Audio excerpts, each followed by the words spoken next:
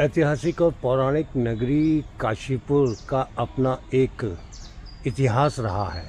इसी इतिहास के पन्नों से आज हम आपको दिखा रहे हैं एक पौराणिक स्थल जिसकी स्थापना पांडु पुत्र यानी पांडव पुत्र सहदेव द्वारा की गई थी।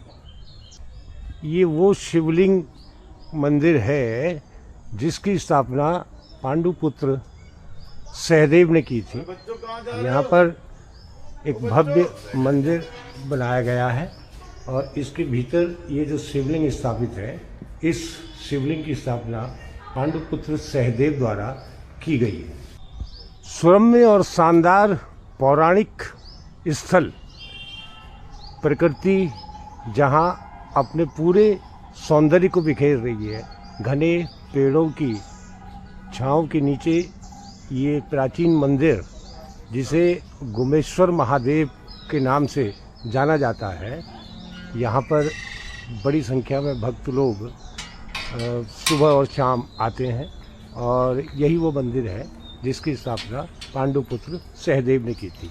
इस मंदिर के चारों तरफ का जो वातावरण है वो आपको बड़ा मनमोहक और प्राकृतिक सुंदरता से भरपूर मिलेगा।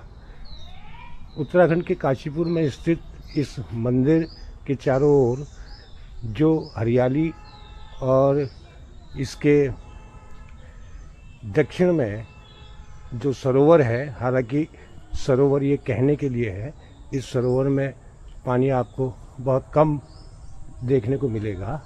और यहाँ पर इस समय चूँकि दोपहर का समय है, इसलिए आपको भक्तों की संख्या यहाँ नहीं दिखाई देगी, लेकिन फ़िलहाल इस स्थल की प्राकृतिक सुंदरता जरूर आपका मन मोह लेगी। इस समय इस पांडुपुत्र द्वारा स्थापित शिवलिंग मंदिर की देखरेख और इसके ही ठीक सामने स्थित डमरू वाले बाबा के नाम से एक स्थान है और वो बड़ा सिद्ध स्थान माना जाता है। इसकी देखरेख कर रहे हैं विष्णु गोस्वामी। तो हम विष्णु गोस्वामी से जानेंगे कि इस स्थल की क्या महत्ता है। विष्णु गोस्वामी जी की। विष्णु गोस्वामी जी हमें इस स्थल की महत्ता और इसके इतिहास के बारे में जानकारी देंगे। हाँ, ये जो स्थान है, ये डमरू वाले बाबा जो है यहाँ पर आए थे हिमालय पर्वत पर। वो बिना कपड़े, मतलब नागा सन्यासी के रूप में 80 वर्ष उन्होंने बिताए। उसके बाद इस स्थान को उन्होंने 80 वर्ष के बाद इस स्थान को उन्होंने जागृत करा। 121 साल तक वो रहे। उनकी आयु 121 साल थी जी। 1996 में उन्होंने जो है अपना जो है चोले को उतार कर समाधि ले ली। तो यहाँ उनकी समाधि भी स्थापित है? समाधि है अंदर। अच्छा। और कहते हैं यहाँ पे बड़े बड़े राजनेता आते थे। हाँ, बड़े बड़े राजनेता आते थे। नरेंद्र तिवारी जी आते थे, कुमाऊं नरेश केसी सिंह बाबा और सत्येंद्र गुड़िया जी, मुकेश मेहरोत्रा जी, वो भी आशीर्वाद लेने आते थे यहाँ पर। अच्छा, अब उसके बाद यहाँ क्या लोगों का ध्यान है, चाहे वो हम राजनेताओं का कहें या स्थानीय जनता का कहें? जी है, उन लोगों का ध्यान, वो लोग आते हैं? हाँ, बिल्कुल आते हैं। ये क्षेत्रीय लोग आते हैं, शहर के लोग आते हैं, मुंबई, आपका गाजियाबाद, बिजनौर से आते हैं रोज लोग यहाँ पर। और बहुत दूर दूर से लोग यहाँ पर जो है इस मंदिर में दर्शन करने के लिए आते हैं। ये इसके पूर्व में जो है गर्भेश्वर महादेव शिवलिंग है। ये मान्यता यह है कि जिसके जो मान्यता है उसकी यह है, ये पांडुपुत्र सहदेव ने इसकी स्थापना की थी। वैसे यहाँ पे कई महान ऋषि, जैसे आपका ऋषि कश्यप हो गए, दयानंद सरस्वती हो गए, गोस्वामी तुलसीदास हो गए, नचिकेता हो गए, ऐसे ऐसे महान ऋषि भी इस रमणीय स्थल में जो है आए। और ये गर्भेश्वर महादेव, मान्यता यह है कि जिस महिला के या जिसके गर्भ नहीं रुक रहा या बच्चा नहीं होता, तो वो जो है यहाँ पर पूजा अर्चना करे और ध्यान साधना करे तो उसके जो है भगवान शिव की कृपा हो जाती है उस पर। अच्छा, ऐसा कोई उदाहरण हुआ है? ऐसा पहले कई उदाहरण हुए। ये जो पूजा अर्चना है, कितने दिन की उनको करनी पड़ती है, किस तरीके नहीं, वो से? तो देखो, ये तो एक त्याग और तपस्या है। कब भगवान शिव तो जो है भोले हैं, वो हो सकता है तो एकदम से जो है प्रसन्न हो जाए, और जो है हो सकता है समय भी लग जाए। आगे जिस तरीके से ये उपेक्षा है अभी सरकार के अंदर, और जिस तरीके से यहाँ पर ये जो धार्मिक स्थल है, इस तरीके से यहाँ पर एक कहीं ना कहीं आज के युवाओं के लिए एक अड्डा बनता जा रहा है, तो इस पर किस सरकार का और क्या कहेंगे? नहीं, पहले तो अधिकारियों से बात हुई थी। पहले आकांक्षा वर्मा जी थी, उन्होंने इसे जो है अंडर में लिया था प्रशासन ने उस समय। पहले कमेटी का अधिकार था इस पूरे उसमें।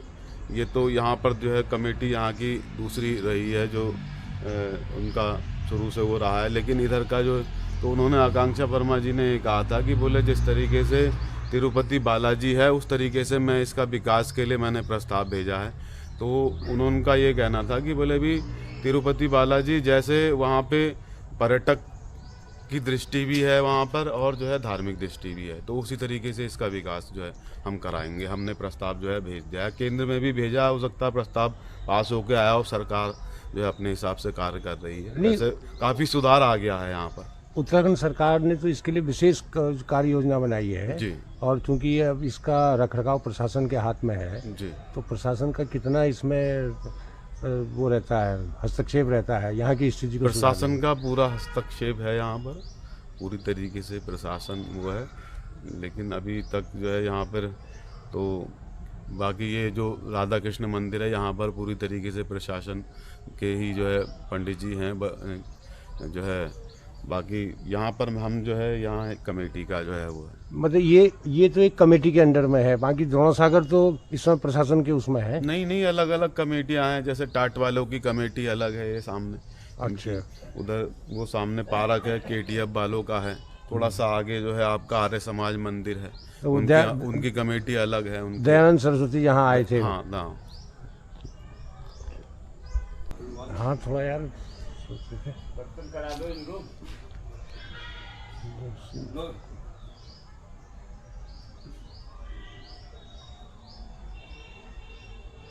जी, यहाँ पर द्रोणासागर में एक दो पेड़ हैं, बड़ और पीपल के, इनका हाँ। भी कुछ इतिहास है। क्या इतिहास है? ये बड़ जो है ये उन्होंने डमरू वाले बाबा ने लगाया है, और पीपल भी पुराना ही है। ये पीपल जो है विष्णु भगवान होता है, और ये बड़ जो होता है लक्ष्मी को होता है। इनकी वैसे शनिवार के दिन ज़्यादा पूजा होती है। शनिवार का आपको पंडित लोग मंत्र भी बताते हैं, जिसको शनि की दशा होती है तो उसको व्रत बताते हैं शनिवार के बारे में। आज ये डमरू वाले मंदिर की क्या कहानी है? डमरू वाले बाबा ने बता दिया, इन्हें बता रहे हूँ। हाँ, नहीं, मैं ये कहता, आप ये बता रहे थे कि इनकी शादी कराई थी बड़ और पीपल हाँ, की। ये वो बड़ इन्होंने बड़ लगाया था, डमरू वाले बाबा ने लगाया था। और ये पीपल पुराने ही है। ये पूरा इनकी शादी का क्या है इतिहास है? शादी मतलब ये लक्ष्मी माना जाता है। बड़ जो है लक्ष्मी माना जाता है, और वो पीपल जो है वो विष्णु भगवान माने जाते हैं। तो इनका मतलब जोड़ा बनाया है उन्होंने। लोग यहाँ पर पूजा करने आते हैं, शनिवार के दिन ज़्यादा मान्यता होती है। हाँ, ठीक। तो ये है वो मंदिर जिसकी डमरू वाले बाबा ने स्थापना की थी। विष्णु गोस्वामी जी हमें वो मंदिर के दर्शन करा रहे हैं, और यहाँ एक भव्य मूर्ति आप देखेंगे, जिसको देख करके आपका मन भक्ति से भरपूर हो जाएगा। ये सुंदर मंदिर काशीपुर शहर काफ़ी पौराणिक, धार्मिक और ऐतिहासिक रहा है। इसके कुछ हिस्से हम आपको दिखा रहे हैं कि क्यों काशीपुर को इतना पौराणिक और धार्मिक महत्व का माना जाता है। सरकार ने भी मानस खंड में काशीपुर के इस तीर्थ को, मानस खंड तीर्थ वाले में इसको शामिल करने के लिए, ये है डमरू वाले बाबा जी जिन्होंने इस मंदिर की स्थापना की थी। बताया ये जा रहा है कि 121 साल के होकर और 121 वर्ष की अवस्था में इन्होंने अपना शरीर छोड़ा था। इनकी थोड़ी सी कहानी बता दें, ये कहाँ से आए थे, कब आए थे यहाँ? नहीं, ऐसा ना, ये संतों का तो कोई पता नहीं होता। वैसे जो है यहाँ पे ये 1955 में आए थे इस स्थान में। 2 मिनट। 1955 में। जी। ये डमरू वाले बाबा की क्या कहानी है, ये कहाँ से आए थे और कितने साल यहाँ रहे ये? डमरू वाले बाबा ये 1955 में इस स्थान पर आए, तो ये पूरा जंगल था ये यहाँ पर। बाकी जो है उन्होंने इस स्थान पर यहाँ पे अपनी धुनी को रमाया। यहाँ पर बाबा जी की कुटिया थी, सामने अंदर धुनी है उनकी, ये यज्ञशाला है, अंदर है धुनी जो मेन है उनकी। तो यहाँ पर जो है जो पहले मुख्यमंत्री रह चुके हैं उत्तराखंड उत्तर प्रदेश के, नरेंद्र तिवारी जी भी जो है आते थे आशीर्वाद लेने, जैसे जीतने के लिए। या कुमाऊं नरेश केसी सिंह बाबा जी भी आते थे बाबा जी के पास कभी कभी। और सत्येंद्र गुड़िया जी, मुकेश मेहरोत्रा जी, बहुत बहुत महान हस्तियाँ यहाँ पर जो है आती थी उनका आशीर्वाद लेने के लिए। तो वो सिद्ध पुरुष रहे हैं, उन पर उनके भक्त लोग जो थे, मैं भी उस समय आता था, वैसे छोटा था, 5-6 साल का था। तो यहाँ पर बाबा जी बहुत उधर बैठते थे पीछे की तरफ, तो उस समय भी मैं आता था। तो उनके जो शिष्य लोग थे उन्होंने जो है उनकी चमत्कारिक शक्तियाँ भी देखी हैं कि वो उन पे जो है सिद्ध पुरुष थे। तो बताते थे वो, बोले बाबा जी जो है आसमान में भी जो है उड़ जाते हैं, इस तरीके की कोई वो सिद्धि होगी उन पर। तो ये सिद्ध महापुरुष थे। यहाँ अभी भी यज्ञ होता है? यज्ञ होता है, अभी करा था हमने। ये यहाँ उनकी धुनी और यज्ञशाला है। आप देखिए, काशीपुर के पौराणिक और धार्मिक स्वरूप को हम आज आपको दिखा रहे हैं।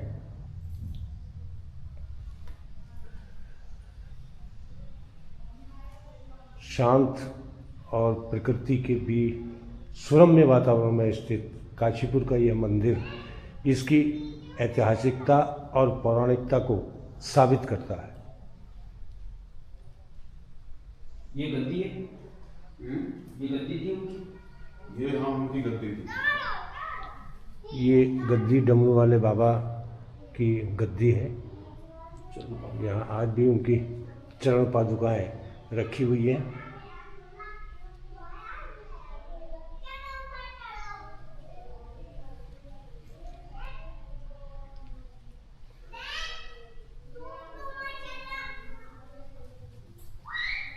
ये सारी मूर्तियाँ उस समय की? एक नयनाभिराम मूर्ति राधा कृष्ण की आप देख रहे हैं यहाँ पर।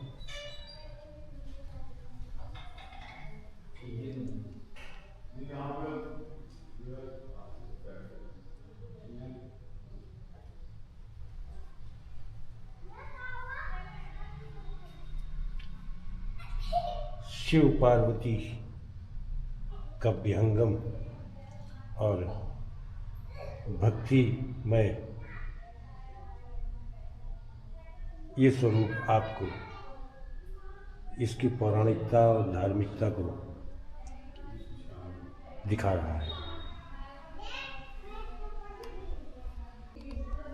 ये है डमरू वाले बाबा जी की तस्वीर, एक दुर्लभ तस्वीर आप देख रहे हैं यहाँ पर।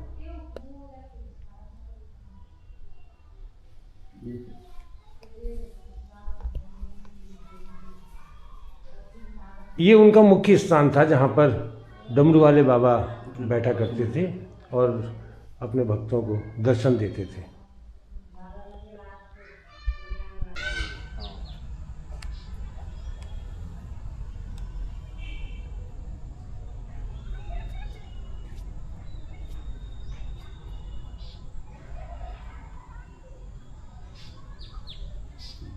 मैंने कहा महाराज जो है आप यहाँ पे रहो, क्योंकि ये पुजारी यही है, गद्दी पे यही है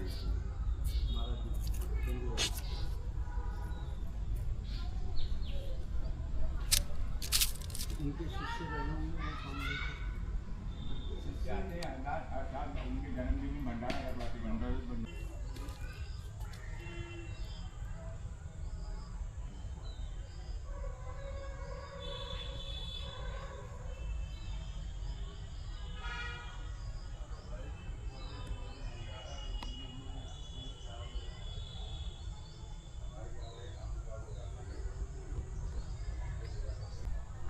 यहाँ खूबसूरत तीर्थ द्रोण सागर। सागर तो मैं इसको कह रहा हूँ, लेकिन आपको इसमें कहीं पानी नहीं मिलेगा। और आप देख रहे होंगे इसमें ऊंचे ऊंचे, ये एक अनोखा सरोवर है, अनोखा सागर है, जिसमें आपको पानी शायद ही मिले। पानी की जगह यहाँ दलदल सी हो गई है। हालांकि इसका रखरखाव इस समय प्रशासन के हाथ में है। पिछले 3 से 4 वर्षों से प्रशासन इसका रखरखाव कर रहा है, और कितना इसका रखरखाव हुआ है ये आप इसमें देख सकते हैं। इस तरह की ये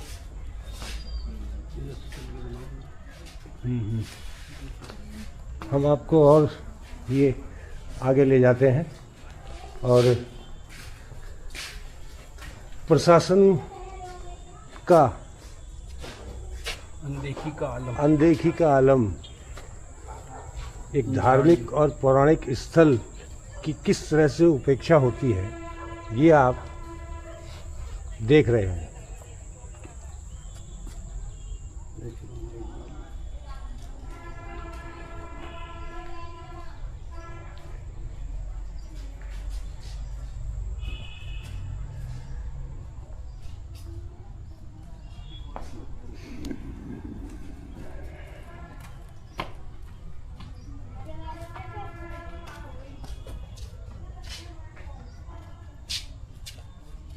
सिर्फ देखना ही काफ़ी है, आपको बताने की आवश्यकता नहीं है कि प्रशासन की ओर से जो इसके रखरखाव को किया गया था वो कितना हो रहा है, कितना कारगर हो रहा है। आप देखिए दीवारों के ऊपर अनदेखी के कारण जो इतिहास है, जो हमारी भारतीय संस्कृति है, उसका किस तरीके से विनाश हो रहा है यहाँ पे साफ दिखाई दे रहा है। और एक जीर्ण शीर्ण स्थिति में ये सारी बिल्डिंगें यहाँ पर जितनी भी जो पुराने वो हैं, शहर के पौराणिक और धार्मिक महत्व के इस क्षेत्र की क्या उपेक्षा हो रही है, ये आपको देखने को मिल रहा होगा यहाँ पर।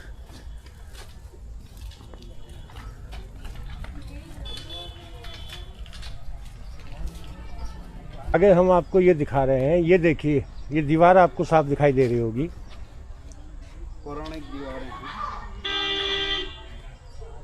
इस दीवार को देख कर के भी आप ये अंदाज़ा लगा सकते हैं कि घोषणाओं और उनके क्रियान्वयन पर कितना अंतर होता है।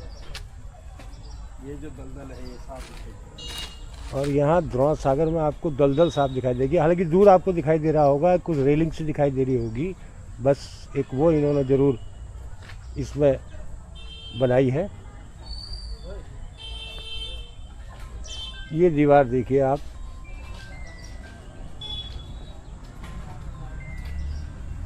प्रशासन किस तरह से रखरखाव कर रहा है वो इस दीवार को देख करके आप जान सकते हैं।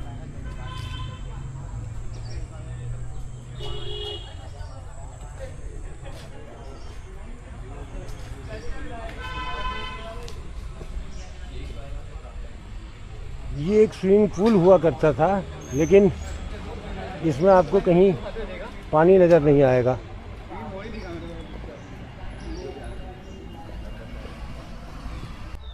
अब हम नीलकंठ महादेव मंदिर की ओर पहुंचे हैं, मंदिर परिसर में पहुंचे हैं। कहते हैं इस मंदिर की स्थापना नकुल के द्वारा की गई थी, पांडव पुत्र नकुल के द्वारा। दरअसल काशीपुर में पांडवों का बड़ा पुराना इतिहास रहा है।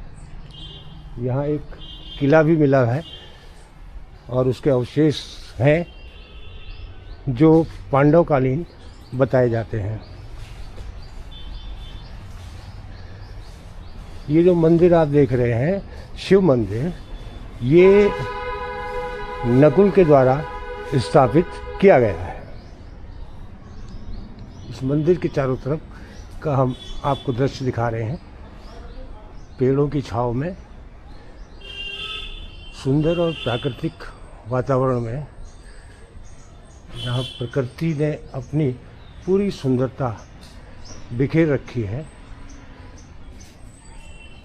ये जगह ब्रह्म विद्याओं से प्रसिद्ध रहा। ये स्थान। ये स्थान अच्छा। ब्रह्म विद्या मतलब वाणी की विद्या। हम्म। अब जो हमने ये विद्या सिखाया था, क्यों? पांडवों को ना, इतनी बड़ी लड़ाई है जो तुम क्रिएशन से मार नहीं सकते, क्रिएट करके नहीं जैसे मार कृष्ण ने अपनाया सोच का, हम्म। तो इन्होंने वाणी वचनों का इस्तेमाल किया। अच्छा।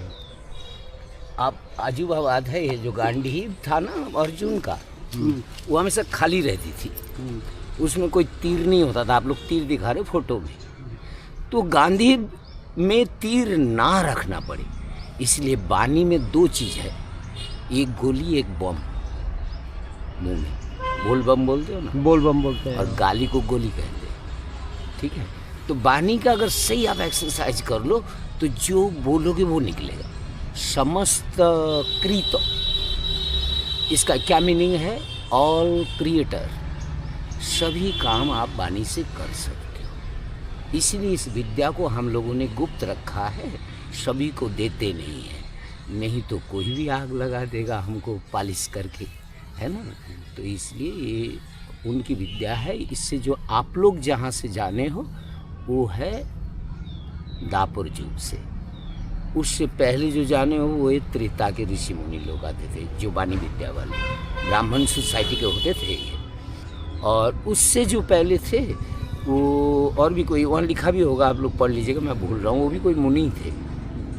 तो इसका मतलब सत्य युग, त्रेता युग, दापर युग का तो ऑलरेडी आप कह रहे हैं ये नकुल का है या किसका है, कह रहे थे ना अभी। तो ये इनका प्रशिक्षण केंद्र था ब्राह्मण द्वारा प्रशिक्षण वो के। तीर धनुक जो फोटो दिखाया ना आपने, वो अभी वो हाँ। तीर धनुक नहीं है, भूल जाइए उसे तीर धनुक को। तीर धनुक हैंड से क्रिएटेड है, और वाणी सिर्फ मुंह सिर्फ होठ खोलना होता है और कुछ नहीं करना है, वो काम करता है वही ब्राह्मण। और क्या सिखाएगा आपको? ब्राह्मण क्या करते हैं हमारी समाज में? पढ़ाई पूजा करते हैं, तो उसमें क्या निकालते हैं? वाणी मुंह से। तो वाणी का ये श्रेष्ठ पद्धति है उन लोगों के पास, ये उनका समझ लो संपत्ति है ब्राह्मणों की। तो वही ब्राह्मण यहाँ, और ये जुगों जुगों से एक ट्रेनिंग रहा ब्राह्मणों, इसीलिए ये जगह द्रोणाचार्य को दी गई, जो इस जगह में आप सटीक प्लेस है। स्थानम प्रधानम ना बलम प्रधानम, स्थान में ही शक्ति होती है, हमारे तुम्हारे में शक्ति नहीं होती है, क्योंकि अलग जगह अलग फल होता है, अलग जगह अलग पानी का रिएक्शन होता है। तो यह मेन क्या है ना, स्थान का है सारा पावर। तो यहाँ वाणी की हमेशा ही इस जगह में पावर रही, इसलिए उन बच्चे, वो जो बच्चे थे वो कौन थे? युग बदलने के लिए एक टीम आती है, हमको तो फीलिंग हो रही है अभी, जो अभी ऐसी टीम आ चुकी है।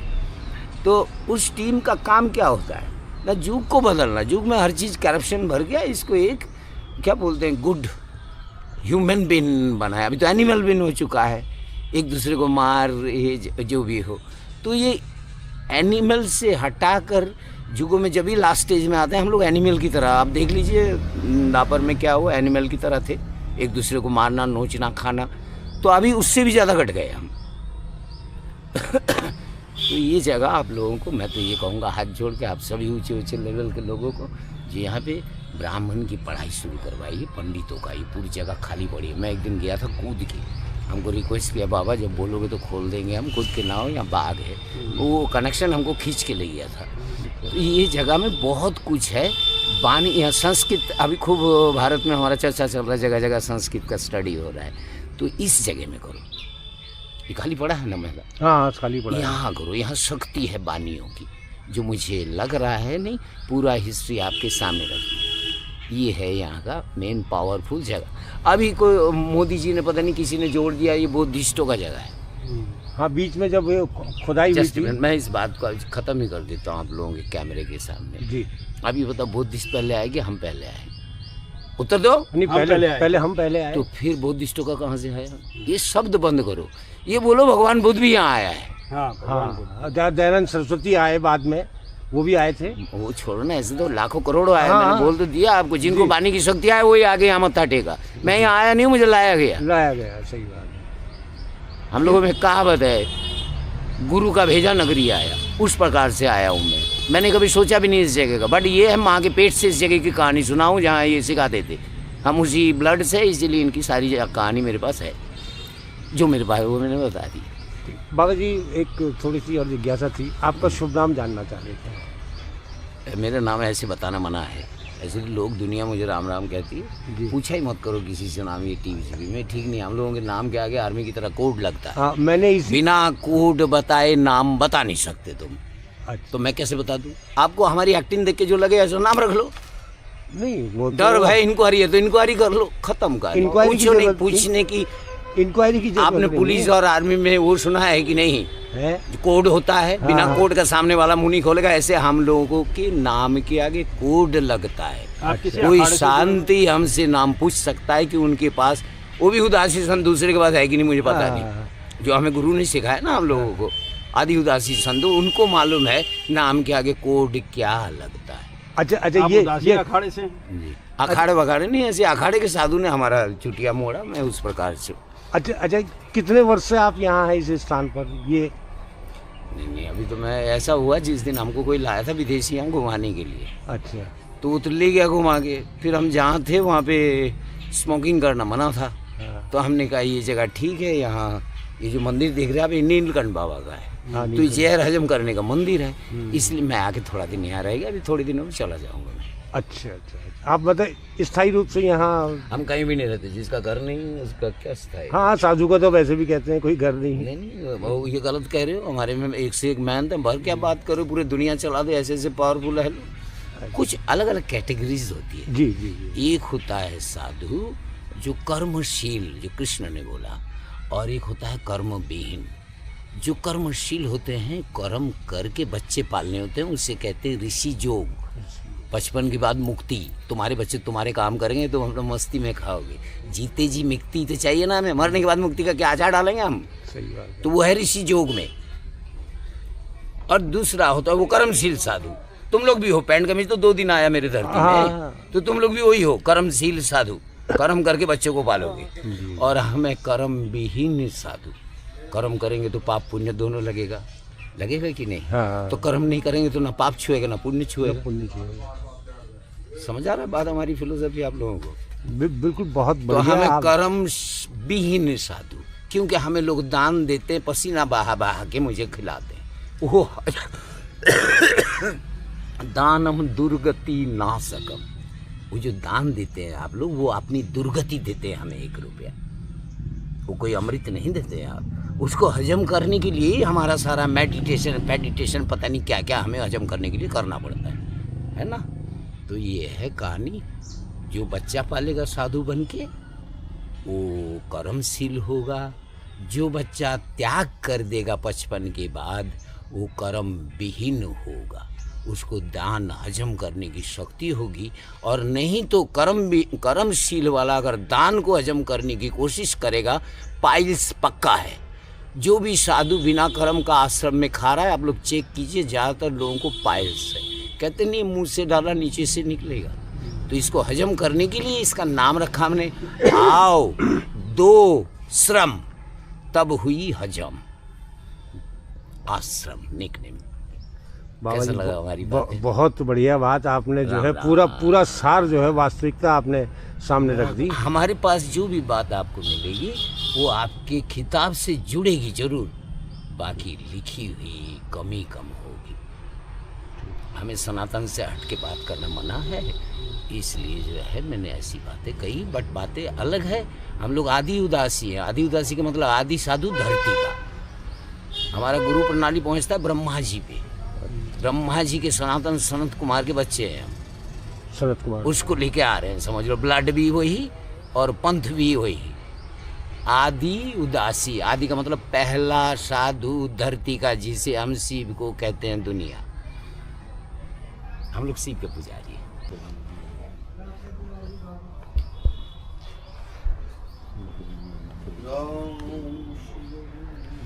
और प्रशासन द्वारा हाथ में लेने के बाद जो सौंदर्यीकरण के नाम पर किया गया है, वो हम आपको दिखा रहे हैं। ताल तक जाने के लिए रेलिंग सहित एक वो बनाई है, लेकिन आपको ताल इसमें नज़र नहीं आएगी, क्योंकि ताल तो पानी से होता है। और पानी की जगह आपको इसमें कूड़ा, दलदल और काई नज़र आएगी। ये है, गंगा मैली है उसी तरीके से। कहते हैं गंगा मैली हो गई, तो वही आपको यहाँ पर नज़र आएगा। कि कैसे गंगा मैली हुई होगी, ये आप यहाँ पर देख सकते हैं। एक धार्मिक, पौराणिक और ऐतिहासिक नगरी काशीपुर के बीचों बीच स्थित इस तीर्थ द्रोणासागर को आप देख सकते हैं। हालांकि कुछ जगह ज़रूर प्रशासन का काम सराहनीय है। हम अब जो आपको दिखा रहे हैं, एक सुंदर पार्क यहाँ पर तैयार किया गया है, जहाँ लोग आकर के बैठते हैं और बच्चे वहाँ आकर के खेलते हैं। यहाँ पर हम प्रशासन के काम को ज़रूर सराहनीय कहेंगे कि यहाँ पर कुछ काम हुआ है, लेकिन अभी बहुत ज़रूरत है, जैसा कि हमने दिखाया। एक हालांकि इस स्थल के लिए सरकार द्वारा करोड़ों रुपया दिया गया है, लेकिन उस करोड़ों रुपए से कितना काम हुआ है ये हम आपको दिखा रहे हैं। कुछ झूले बच्चों के लिए ज़रूर लगाए गए हैं और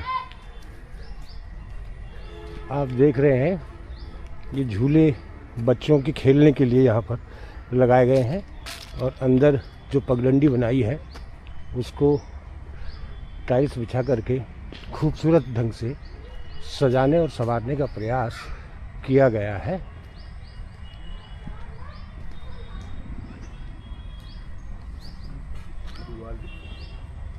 हाँ,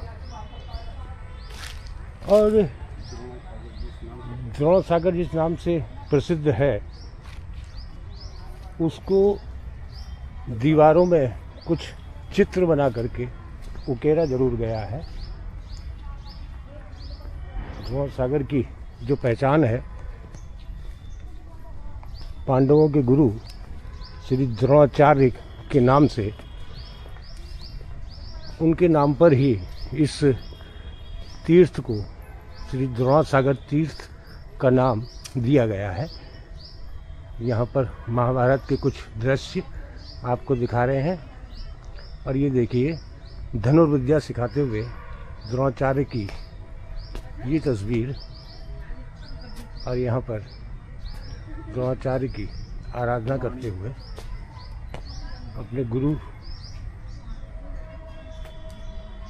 के आगे नतमस्तक होते हुए पांडव।